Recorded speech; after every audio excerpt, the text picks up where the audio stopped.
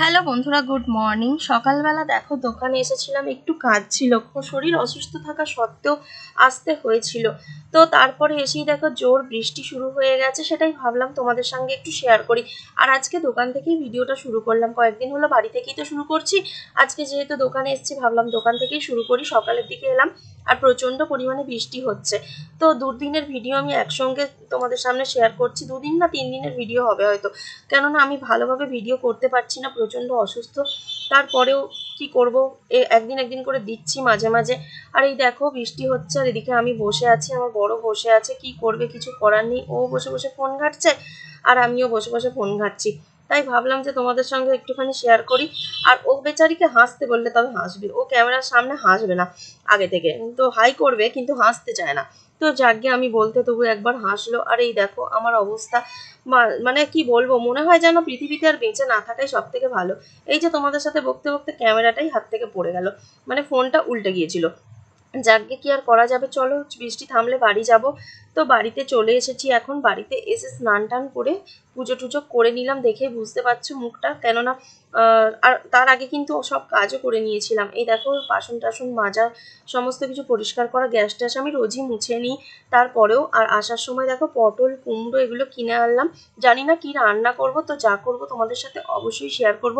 সত্যি কথা বলতে 2-3 দিনের ভিডিও একসাথে শেয়ার করছি, তো আমি নিজেই বোধহয় জানি না কি করেছি, ভিডিও দেখে দেখে আমি জাস্ট ভয়েস দিচ্ছি।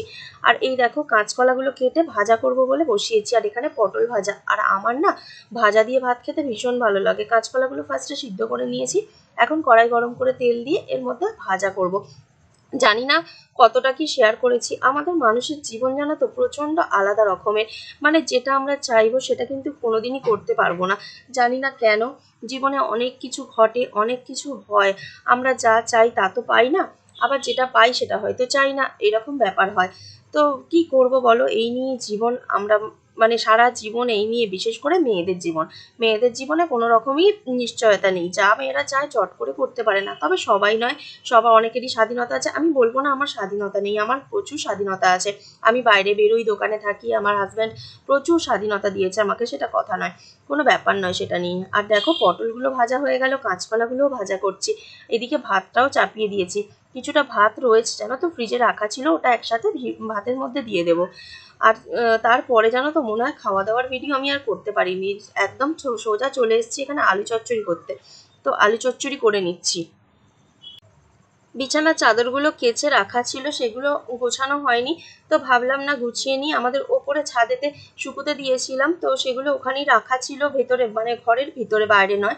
তো সেগুলো আমি করে নিচ্ছি। আর আজকে আলু চচ্চড়িটা সকাল করে করেছিলাম, আমি নিজেই ভুলে গেছিলাম জানো তো, ভাত পরে খাওয়া হবে, এখন আমার মনে পড়লো।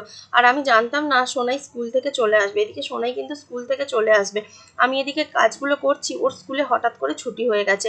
আজকে হচ্ছে এটা হচ্ছে উল্টো রথের ভিডিও। তো উল্টো রথের দিনে ওদের স্কুলকে ওরা বলেছিল যে হাফ টাইমে ছুটি দিতে, সব স্টুডেন্টরা মিলে রিকোয়েস্ট করেছিল স্যারকে, তো তাই স্যারেরা ছুটি দিয়ে দিয়েছিল। এটা তো কোনো সরকারি ছুটি থাকে না, তো সেই কারণে স্কুল হচ্ছিল, তো ওরা ছুটি দিয়ে দিতে বলেছে বলে ওদের ছুটি হয়ে গেছে। তো সোনাই স্কুলে খাওয়া দাওয়া করেনি, ও হঠাৎ করে চলে এসছে, আমি তো জানি না ও ছুটি হয়ে যাবে বলে। তারপরে আমি বিছানা টিছানা গুছোতে গুছোতে দেখছি ও মা আমার সোনাই চলে এসছে। তো আসতেই ওকে আমি বলছি, কি রে তোর স্কুলে ছুটি হয়ে গেল এখন, নাকি তুই চলে এলি? বলছে না না ছুটি হয়ে গেছে, আমরা সবাই মিলে রিকোয়েস্ট করেছি স্যারকে, তাই জন্য ছুটি দিয়ে দিয়েছে। আমি বলছি ঠিক আছে, আয় এসেছিস খুব ভালো করেছিস, দুটো ভাত খেয়ে যা।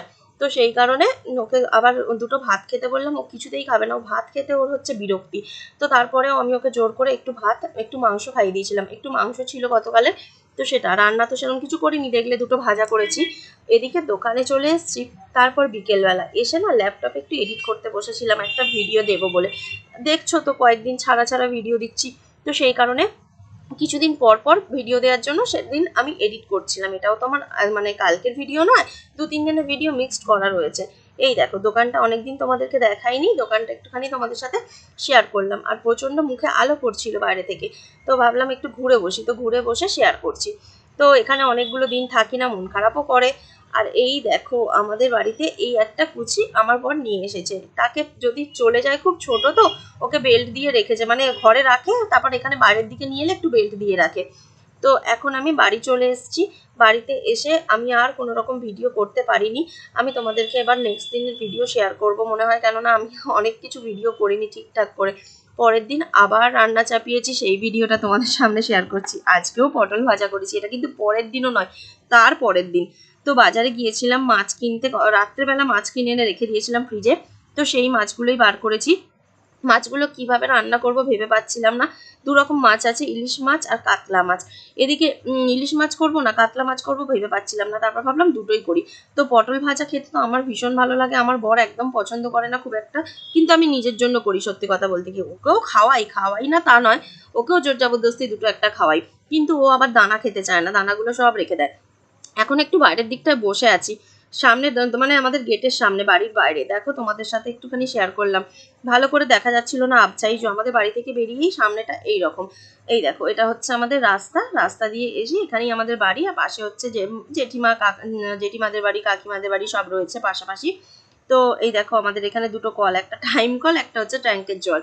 তো এই দেখো মাছগুলো এদিকে ভাজা হয়ে গেছে। আমি ভাবলাম কাতলা মাছটা একটু আলু দিয়ে কাঁচকলা দিয়ে ঝোল করি। আলু আর কাঁচকলা দিয়ে একটু কাতলা মাছের ঝোল ঝোল, হালকা ঝোল করব, এটা বেশি ঝোল করব না।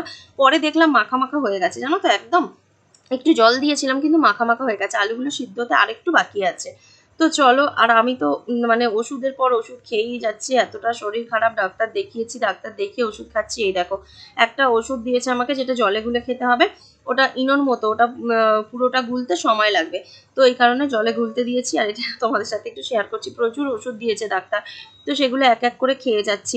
মানে শরীর এতটাই খারাপ যে আমি তোমাদেরকে কি বলবো, বলার কিচ্ছু নেই।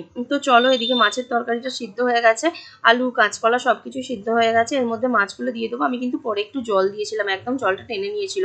আর জল দেবার পরেও যখন খেতে বসি তখন দেখলাম পুরোটাই টেনে নিয়েছে। তো জল দেওয়াটা তোমাদের সাথে শেয়ার করতে পারিনি, কিন্তু আমি একটু জল দিয়েছিলাম। দেখো একটু পরেই দেখতে পাবে, এই দেখো আর একটু জল দিয়েছিলাম। এটা একটু কালারটা অন্যরকম লাগছে, কিন্তু একটু হালকা পাতলা তো, তাই খুব একটা লাল লাল কালার হয়নি। তো যাকে খেতে কিন্তু টেস্ট হয়েছিল। ভাতটা হয়ে গেছে, ভাতটা উপর দিয়ে দিয়েছি। আর 2 পিস ইলিশ মাছ ভাজা করছি আমি, ইলিশ মাছ ভাজা তেল দিয়ে ভাত খাবো, এছাড়া আমি অন্য কিছু খাবো না। মানে আমার কিছু খাওয়ার ইচ্ছা নেই, আমার এই ভাজাভুজিটাই ভালো, আমার তরকারি একদম খেতে ভালো লাগে না। আর ডাল করেছিলাম, ডাল ফ্রিজে রয়েছে, ডালটা কালকে করেছিলাম, ফ্রিজে রয়েছে। তো আমার এটা দেখো, এটা পড়ে যাচ্ছিল, খুন্তিটা ধরে নিয়েছিলাম টপ করে। এই দেখো ইলিশ মাছ ভাজা আর ইলিশ মাছের তেল, এই দিয়ে ভাত খেতে যা লাগে না, জাস্ট একটু নুন নেবো, আর সাথে একটু লঙ্কা ভাজা দিয়ে আলু ভাতে মাখা হলে তো ভালোই হয়, কিন্তু সেটা আর হয়নি। আমি পটল ভাজা আর ইলিশ মাছ ভাজা দিয়ে ভাত খেয়েছি। আর এই দেখো রান্না বান্না করে গ্যাস ট্যাসগুলো সমস্ত কিছু মুছে নিয়েছি। বাড়িতে থাকলে জানো তো আমার একটা সুবিধা হয়, হাতের সামনে কল তো, খুব সুন্দর, মানে সুন্দরভাবে আমি সব গুছিয়ে বাগিয়ে করতে পারি। এই দেখো ফ্রিজ থেকে ডালটা বার করলাম, করে গরম করছি, স্টিলের বাটিটাতেই করে নিচ্ছি। আর এদিকে একটু খাওয়া দাওয়া করতে বসে আর তোমাদের সামনে ভিডিও শেয়ার করা হয়নি, লাস্টে একটু আঙ্গুর খাচ্ছি, তো সেটা দেখাচ্ছি।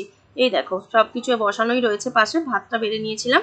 খাওয়া দাওয়া করে বাসন টাসন ধোয়া সব কিছু কমপ্লিট, দেখতেই পাচ্ছ আমি এগুলো খুব গুছিয়ে বাগিয়ে করি। মুখের অবস্থা দেখো, পুরো ঘেমে স্নান করে গেছি, তোমাদের সাথে একটু শেয়ার করতে এলাম তাই। আর এদিকে সন্ধ্যাবেলা দেখো সন্ধে দিয়ে নিয়েছি।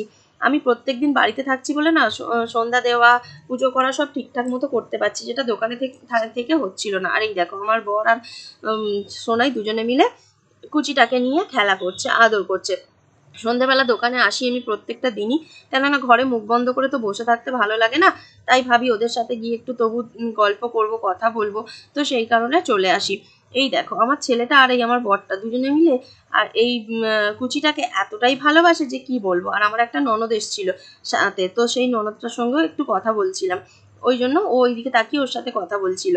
এদিকে তারপর বাড়িতে চলে এসেছি, বাড়িতে এসে জানো তো এই দুটো লুচি করবো বলে লুচি করে নিচ্ছি। লুচি খেতে আমার তো ভীষণ ভালো লাগে, জানো আমি লুচি খেতে খুব ভালোবাসি। আর বিকেলবেলা আমি তরকারিটা করে রেখে গিয়েছিলাম, এদিকে এসে একটু লুচিটা করে নিচ্ছি। তো তাই জন্য আমি তোমাদের সাথে একটু শেয়ার করলাম, আর একটু বেলাটাও শেয়ার করে নিচ্ছি। দেখো তোমরা, একটু আমি বেলতে থাকি, ভালো লাগছে না গো শরীরটা, কিন্তু কি করব বলো তো, সব থেকে বেশি কার জন্য ভাবতে হয় জানো, আমার বরের জন্য, সোনাইয়ের জন্য, দুজনের জন্যই মানে ভাবতে হয়। কেননা আমার নিজের যা হোক করে চলে যায়, ভালো লাগে না করতে।